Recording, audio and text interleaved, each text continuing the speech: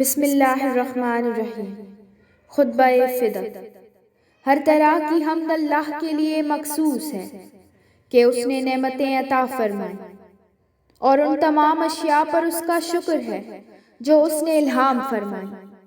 وہ اپنی ان عمومی نعمتوں کی وجہ سے لائق ثنا ہے جن کی اس نے ابتدا کی، ان وسیع نعمتوں کی وجہ سے جو اس نے عطا فرمائیں، اور ان نعمتوں کے کامل کرنے پر جو اس نے پے در پہ عطا کی۔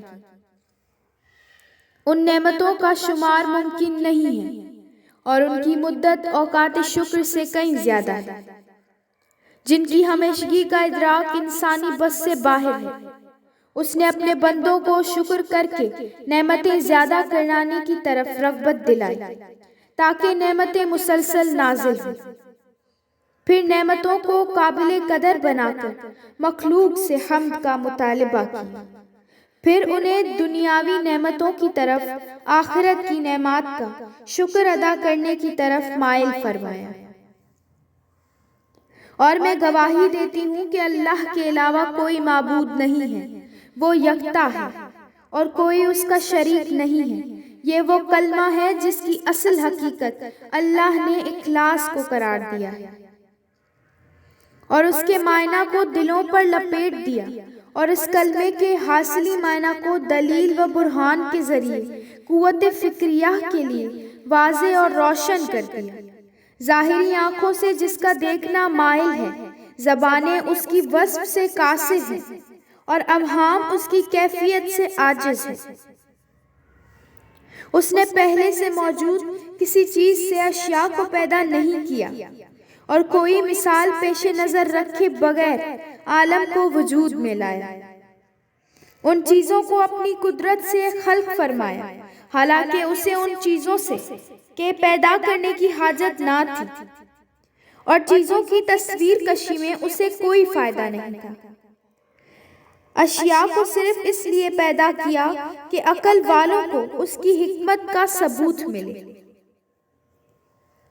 اور اس کی اطاعت کی طرف متوجہ ہوں۔ اس نے اپنی قدرت کے اظہار کے لیے یہ سب کچھ کیا تاکہ اس کی مخلوق اس کی بندگی کا اقرار کرے اور اس کی دعوت کو غلبہ حاصل ہو۔ پھر اس نے اپنی اطاعت پر ثواب قرار دیا اور اپنی نافرمانی پر سزا مقرر کی تاکہ اپنے بندوں کو اپنے عذاب سے بچائے اور انہیں گھیر کر جنت کی طرف لے جائے۔ اور میں گواہی دیتی ہوں کہ میرے والد بزرگوار محمد اس کے بندے اور اس کے رسول ہیں، جنہیں اس نے رسول بنا کر بھیجنے سے پہلے مختار اور ممتاز بنایا، اور انہیں مبعوث کرنے سے پہلے ہی انبیاء کو ان کے نام سے واقف کر دیا، اور انہیں درجہ رسالت پر فائز کرنے سے پہلے ہی اصطفاء کی منزل پر فائز کر دیا تھا۔ اس وقت ساری مخلوق غیب کے حجابوں میں پوشیدہ تھی اور عدم کے ہولناک پردوں میں محفوظ تھی اور انتہائی عدم سے متصل تھی۔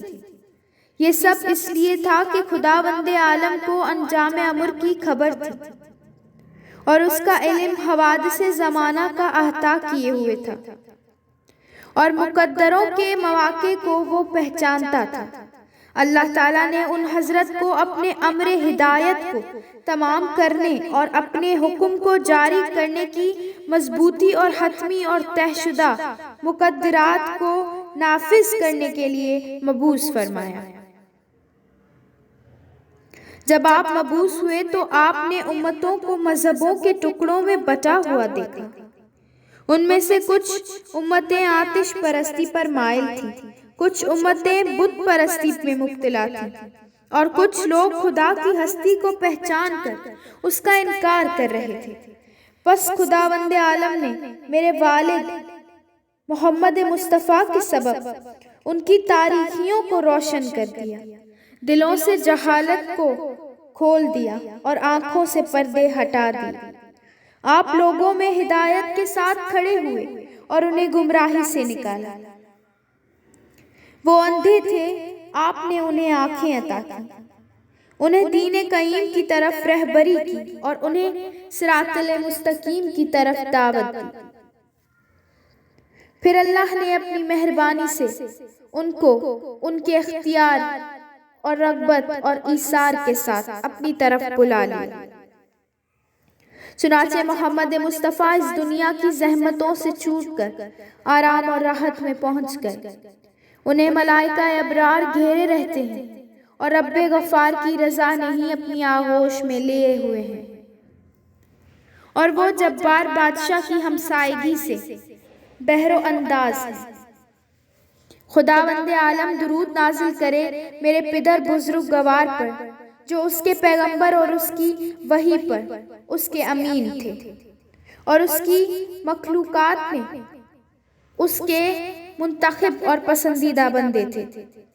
ان پر خدا کا سلام اور اس کی رحمت اور برکتیں نازل ہوں۔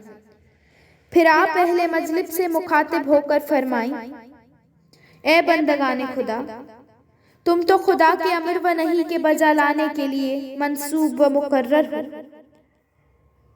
اس نے دین اور وحی کے حامل ہو، اپنے نفوس کے اوپر اس کے امین ہو، دوسری امتوں کی طرف خدا کی طرف سے مبلغ ہو، اور تم اس عہد حق کے دوسری امتوں میں ضامن اور کفیل ہو جو خدا نے تم سے کیا ہے،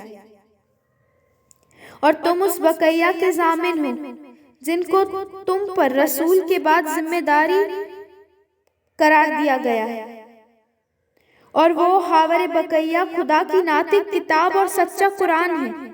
قرآن نور، ساطع اور چمکتی ہوئی روشنی ہے، اس کی بصیرت سے انوار واضح اور اس کی اسرار و رموز منکشف اور آشکار ہیں، اس کے ظاہری حوائدہ اور جلی ہیں، اس کا اتباع کرنے والے قابل رشک ہیں، اس کی پیروی رضوان خدا تک پہنچانے والی ہے، اور اس کو توجہ سے سننا نجات تک کھینچ کے لے جاتا ہے۔ اس قرآن کے ذریعے خدا کے نور منور حجتیں پائی جاتی ہیں، بیان کیے ہوئے واجبات معلوم ہوتے ہیں، ان محرمات کی اطلاع ہوتی ہے جن سے خوف دلایا گیا ہے، اس سے واضح دلائل اور براہین کافیہ اور ایسے مستحب فضائل معلوم ہوتے ہیں جن کی طرف رغبت دلائی گئی ہے، اور ان مباح باتوں کا پتہ چلتا ہے جنہیں خدا نے بندوں کے لیے حلال کیا ہے، اور اس سے خدا کی مقرر کردہ باتوں کا پتہ چلتا ہے۔ بس اللہ نے تمہارے لیے ایمان کو شرف سے پاک ہونے کا وسیلہ بنایا، اور خدا نے نماز فرض کی تاکہ تکبر سے بچ سکو، زکوٰۃ کو نفس کی پاکیزگی اور رزق کی زیادتی کا ذریعہ بنایا، اور روزوں کو اخلاص کی مضبوطی کا ذریعہ بنایا، اور حج کو دین کی مضبوطی کا وسیلہ بنایا، اور عدل و انصاف کو واجب کر کے دلوں کو ایک دوسرے سے جوڑا، اور ہماری اطاعت کو ملت اسلام کا نظام بنایا، اور ہماری امامت کو تفرقہ سے بچنے کے لیے امان قرار دیا، اور جہاد کو اسلام کی عزت بنایا، اور مصیبت میں صبر کو تحصیل اجر میں مددگار بنایا، اور امر بالمعروف میں عوام الناس کی مصلحت کو قرار دیا، والدین کے ساتھ نیکی کو اس لیے واجب کیا کہ غضب خدا سے محفوظ رہا جائے، اور صلہ رحمی اس لیے مقرر کی تاکہ عمر میں اضافہ ہو اور تعداد بڑھے، اور قصاص اس لیے واجب کیا کہ خون ریزی رک جائے، اور نظر و وفا کی راہ اس لیے نکالی کہ بندوں کی مغفرت مقصود تھی، اور پیمانہ اور وزن پورا کرنے کا حکم اس لیے دیا کہ نقصان سے بچاؤ ممکن ہو، اور شراب سے اس لیے ممنوع فرمایا تاکہ انسان برے اخلاق سے پاک رہے، اور زنا کا بے جا الزام لگانا اس لیے حرام کیا کہ لعنت کے سامنے ایک حجاب اور رکاوٹ پیدا ہو، اور چوری کو اس لیے ممنوع قرار دیا کہ دوسروں کے مال میں بے اجازت تصرف کرنے سے لوگ باز رہیں، اور خدا نے شرک کو اس لیے حرام کیا کہ اس کی ربوبیت کا اقرار خالص ہے۔ لہذا خدا سے ڈرو جو ڈرنے کا حق ہے، اور جب مرو تو مسلمان ہی مرو، اور اوامر میں خدا کی اطاعت کرو، اور جن امور سے منع کیا ہے ان سے باز رہو۔ بے شک خدا کے بندوں میں سے اہل علم ہی اس سے ڈرتے ہیں۔ لوگوں جان لو کہ میں فاطمہ ہوں اور میرے والد محمد مصطفیٰ ہیں۔ جو بات میں تم سے ابتدا میں کہہ رہی ہوں وہی آخر تک کہتی رہوں گی، اور میں غلط بات نہیں کہتی اور اپنے فعل میں حد سے تجاوز نہیں کرتی۔ یقیناً تمہارے پاس خدا کا وہ رسول آیا ہے جو تم میں سے ہے۔ تمہاری تکلیف میں پڑنا اس پر شاک ہے، وہ تمہاری بھلائی کے لیے حریص ہے، جو مومنین پر شفیق اور مہربان ہے۔ پس اگر تم ان کی طرف کسی کو نسبت دو اور ان کی تعریف کرو تو تم ان کو میرا باپ پاؤ گے، نہ کہ اپنی عورتوں کا، اور انہیں میرے ابن عم علی کا بھائی پاؤ گے، نہ کہ اپنے مردوں میں سے کسی کا۔ آن حضرت بہترین شخص ہیں جن کی طرف نسبت کی جاتی ہے۔ پس آن حضرت نے خدا کا پیغام بہت اچھی اور پوری طرح پہنچا دیا، اس طرح کہ خدا کے ڈرانے میں پوری وضاحت سے کام لیا، اور آپ مشرکین کے مسالک کی ممتاز چیزوں پر ضرب کاری لگاتے رہے، اور آپ نے ان کا ناطقہ بند کیے رکھا، اور اپنے پروردگار کے راستے کی طرف حکمت اور معزہ حسنہ کے ساتھ دعوت دیتے رہے۔ آپ بتوں کو توڑتے رہتے تھے اور اہل شرک کے سرداروں کو سرنگوں کیے رہے، یہاں تک کہ گروہ مشرکین کو شکست ہوئی اور پیٹھ پھیر کر بھاگ کھڑے ہوئے۔ جہالت کی رات ختم ہوئی، صبح نے جلوہ دکھایا، اور حق اپنی خالص شکل میں نمودار ہوا۔ دین کا ڈھنکا بولنے لگا اور شیطانوں کے ناطقے بند ہو گئے۔ نفاق پر کمینے ہلاک ہوئے، کفر اور نافرمانی کی گرہیں کھل گئی، اور تم نے چند روشن نصب اور گرنسا روزدار لوگ یعنی اہل بیت رسول کے درمیان زبان پر کلمہ اخلاص جاری کیا تھا۔ تم دوزخ کے کنارے پر کھڑے تھے اور ایسے بے مقدر تھے جیسے پینے والے کا ایک گھونٹ اور طمع کرنے والے کا ایک چلو، اجلت کرنے والے کی ایک چنگھاری، اور ایسے ذلیل تھے جیسے پیروں تلے خاک۔ تم گندا پانی پیتے تھے اور بے دباوت کی ہوئی کھال کھاتے چباتے تھے، ذلیل تھے اور دھتکارے ہوئے تھے، اور تم ڈر رہے تھے کہ تمہاری گرد و پیش کے لوگ تمہیں اچک نہ لیں۔ ایسے وقت پر خداوند عالم نے محمد مصطفیٰ کے ذریعے سے تمہیں ان فکروں سے نجات دی، اور چھوٹی بڑی بلاؤں کے بعد ایسا ممکن ہوا، مگر عرب کے لوگوں نے ان واقعات پر خاموشی اختیار نہیں کی تھی۔ ان حضرت کو بہادر کفاروں کے ذریعے سے آزمایا گیا، اور عرب کے ڈاکوؤں اور اہل کتاب کے سرکش افراد سے ان کا پالا پڑا۔ البتہ جب کبھی انہوں نے جنگ کی آگ بھڑکائی تو خدا نے اسے بجھا دیا۔ جب کبھی شیطان نے سر اٹھایا اور مشرکین کی شرارت کے حادثے سے منہ کھولا تو آن حضرت نے اپنے بھائی علی کو ہی اس بلا کے منہ میں بھیجا۔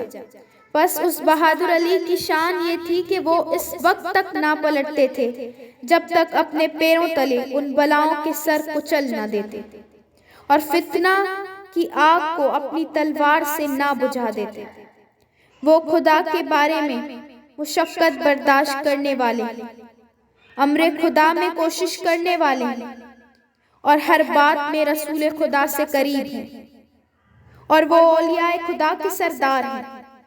اس عرصے میں میرے شوہر ہدایت پر کمر بستہ بندگان خدا کے خیر خواہ کوشش اور صحیح بلیغ کرنے والے تھے۔ اس دوران تمہاری حالت یہ تھی کہ تم زندگی کی خوشگوار حالت میں پڑے ہوئے تھے، اطمینان اور خوشی کی حالت میں بے خوف زندگی بسر کر رہے تھے، اور ہم پر مصائب نازل ہونے کی آرزو کرتے تھے اور ہمارے لیے فتنوں اور مصیبتوں کی امید کرتے تھے۔ تم لوگ جنگ کے مواقع پر پسپا ہو جاتے تھے اور میدان جنگ سے بھاگ جاتے تھے۔ بس جب خداوند عالم نے اپنے پیغمبر کے لیے اپنے انبیاء اور اپنے اصفاح کے مسکن کو پسند کیا تو تم لوگوں میں نفاق ظاہر ہوا، دین کی چادر بوسیدہ ہو گئی، گمراہوں کی زبان کھل گئی، ظالم اور گمنام لوگ ابھر کر سامنے آ گئے، باطل پرستی کا اونٹ بولنے لگا اور اس نے تمہارے گھروں میں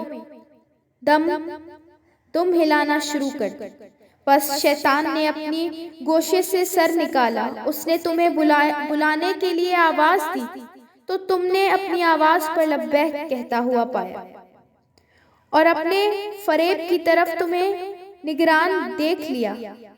پھر اس نے تمہیں اپنی فرما برداری کے لیے اٹھنے کا حکم دیا تو تمہیں فوراً تیار ہونے والا پایا۔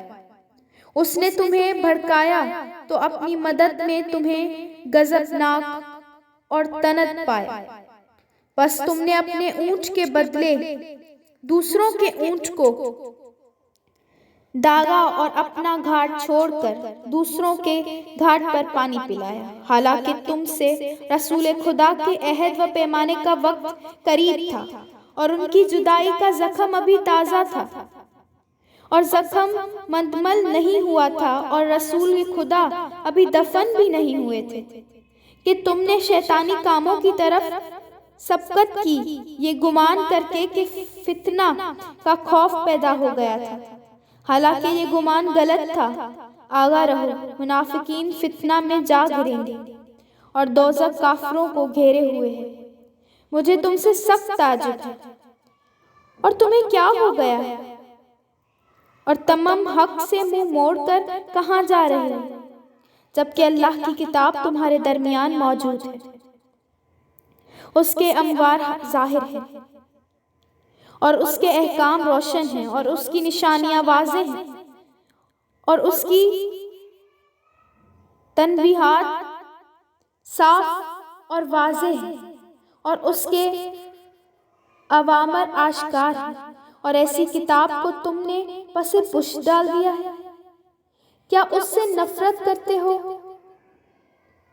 پیٹھ پھیرتے ہو، یا قرآن کے علاوہ احکام جاری کرنے پر تل گئے ہو؟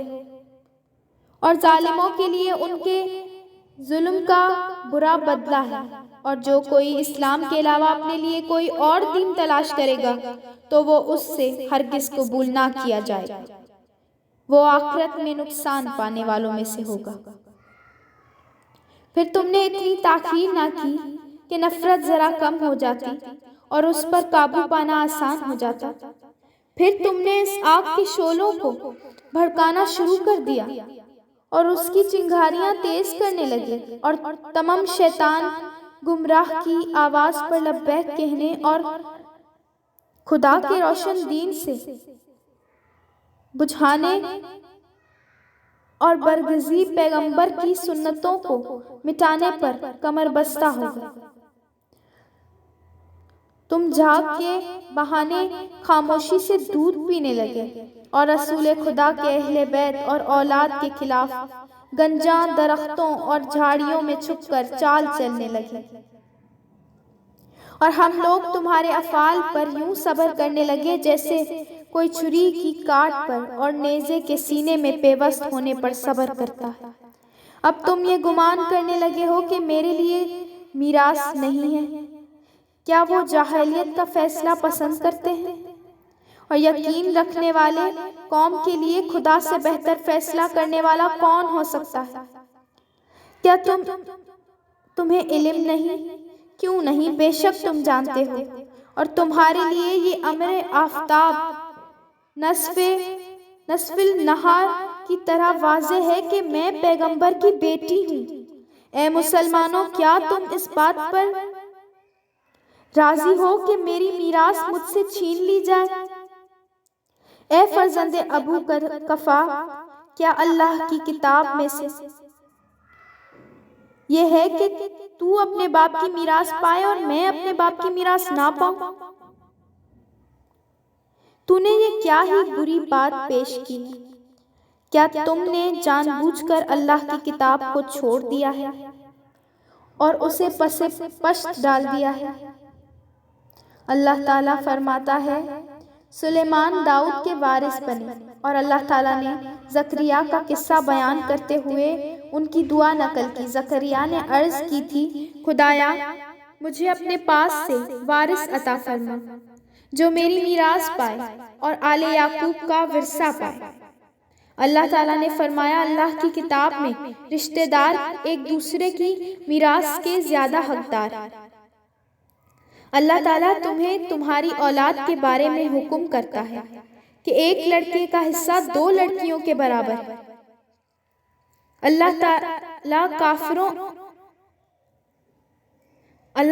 کا فرمان ہے، اگر کوئی مرنے والا مال چھوڑ جائے تو وہ والدین اور قریبی رشتہ داروں کے لیے اچھائی کے ساتھ وصیت کرے۔ یہ پرہیزگاروں کی گردن پر ایک حق ہے، اور تم نے یہ گمان کر رکھا ہے کہ میراث میں میرا کوئی حق نہیں ہے اور میں اپنے باپ کی کوئی وراثت حاصل نہیں کر سکتی۔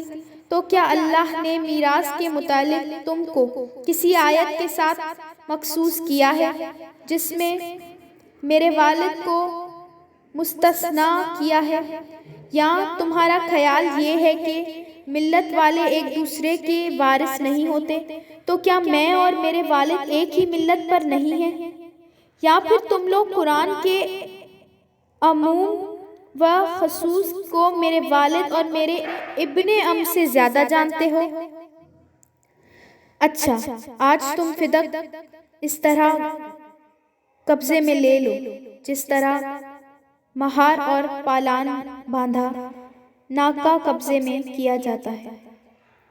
اس کے نتائج کا علم تمہیں قیامت میں ہوگا، جب خدا فیصلہ کرنے والا ہوگا اور محمد ہمارے ضامن و وکیل ہوں گے۔ میرے اور تمہارے وعدہ گاہ قیامت ہے۔ قیامت میں باطل پرست گھاٹے میں رہیں گے۔ اس وقت کی ندامت تمہیں کوئی فائدہ نہ دے گی۔ ہر امر کے لیے ایک وقت مقرر ہے، اور ان قریب تمہیں معلوم ہو جائے گا کہ کس پر عذاب نازل ہو کر اسے رسوا کرے گا، اور اس کے لیے دائمی عذاب مقرر ہوگا۔ پھر حضرت سیدہ نے مسجد میں موجود انصار کی طرف نگاہ ڈالی اور ان سے مخاطب ہو کر فرمایا، اے گروہ نگہبان، اور اے ملت کے دست و بازو، اور اے اسلام کی حفاظت کرنے والوں، میرے حق میں یہ سستی کیسی اور میری فریاد سے یہ چشم پوشی کیسی ہے؟ کیا میرے والد رسول خدا یہ نہیں فرماتے تھے کہ کسی شخص کی حفاظت اس کی اولاد کی حفاظت کر کے ہوتی ہے؟ کتنی جلدی تم نے دین میں بدعت پیدا کر دی، اور قبل از وقت تم نے اس کا ارتکاب کیا ہے، جبکہ تمہیں اس بات کی طاقت حاصل ہے جس کی میں کوشش کر رہی ہوں۔ کیا تم کہتے ہو محمد نے انتقال فرمایا؟ ہاں، یہ بات صحیح ہے۔ یہ بہت بڑی مصیبت ہے جس کا رخنہ وسیع ہے، جس کا شگاف بہت زیادہ ہے، اور اس کا اتصال انفصال سے بدل چکا ہے۔ زمین ان کی غیبت سے تاریک ہو گئی ہے، ان کی مصیبت کی وجہ سے ستاروں کو گہن لگ گیا ہے، امیدیں منقطع ہو گئیں اور پہاڑوں کے دل بھی آب ہو رہے ہیں، حرمت رسول زائل کر دی گئی ہے۔ اور ان کی وفات سے حریم رسول کی عظمت لوگوں کے دلوں سے اٹھ گئی۔ خدا کی قسم، یہ بہت بڑی بلا اور عظیم مصیبت ہے۔ اس کی مثل کوئی بلا نہیں اور نہ اس سے زیادہ ہلاک کرنے والی کوئی تیز مصیبت ہے۔ اور اس بلا کی خبر خدائے برتر کی کتاب میں خود تمہارے گھروں میں بلند آواز کے ساتھ پہنچا دی گئی تھی، اور ان حضرت سے پہلے خدا کے پیغمبر اور رسولوں پر جو مصیبتیں نازل ہوئیں وہ امر واقع اور قضائے حتمی تھی۔ چنانچہ خدا فرماتا ہے، محمد فقط خدا کے رسول ہیں، ان سے پہلے بھی بہت سے رسول گزر چکے ہیں۔ بس اگر محمد موت کی آغوش میں چلے جائیں یا قتل ہو جائیں تو تم لوگ اپنے پچھلے پیروں پلٹ جاؤ، اور جو شخص بھی اپنے پچھلے پیروں پر پلٹے گا وہ اللہ کو ہرگز نقصان نہ پہنچا سکے گا، اور خدا عنقریب شکر کرنے والوں کو جزا دے گا۔ اے بنی قیلہ، تو کیا میرے باپ کی میراث یوں ہی ہضم کر لی جائے گی، حالانکہ تم میرے آنکھوں کے سامنے موجود ہو اور میری آواز سن رہے ہو، اور میں اور تم ایک ہی محفل اور مجمع میں موجود ہیں۔ میری دعوت تم تک پہنچ رہی ہے اور میری حالت کی خبر تم تک آ رہی ہے، جبکہ